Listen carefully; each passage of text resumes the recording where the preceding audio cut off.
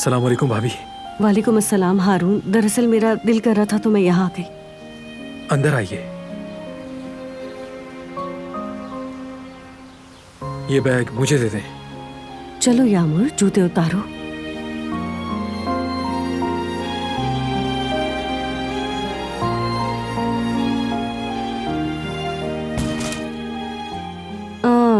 यामुर गुड़िया, वो मुझे हारून भाई से कुछ बात करनी है। तुम एक काम करो कि मोबाइल पर कार्टून वगैरह देख लो, बल्कि अंदर जाकर आराम से लेटकर कार्टून्स देख लो, ताकि तुम हमारी बातों से परेशान ना हो। इसलिए अंदर जाकर आराम से अपनी पसंद के कार्टून देख लो। बिल्कुल, आओ मेरे साथ आओ यामुर। सुनो यामुर, तुम उस कमरे में जाओ और आराम से लेटकर देखना, ठीक है? अगर कुछ चाहिए हो तो बता देना।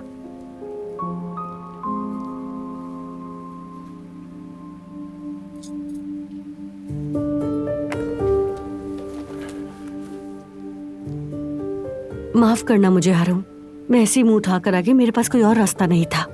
ये आप क्या कह रही हैं? आप ही का घर है ये भाभी। लेकिन जेवदत भाई कहाँ हैं? क्या कोई मसला हुआ है? अरे नहीं नहीं, वो ठीक है, तुम फिक्र मत करो। लेकिन शायद मैं ठीक नहीं। मरियम का मामला है, तुम जानते हो ना।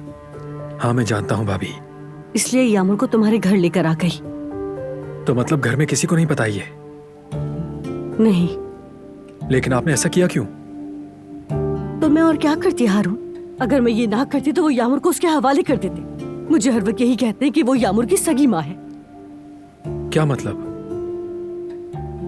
उस औरत पर कैसे यकीन कर सकते हैं? ऐसे कैसे वो बच्ची को ले जा सकती है? हाँ, वही तो हमारे घर आकर कहानियां गढ़ती रही। न जाने कौन कौन सी कहानियां थी, और मेरे घर वाले यकीन कर बैठे माशाल्लाह।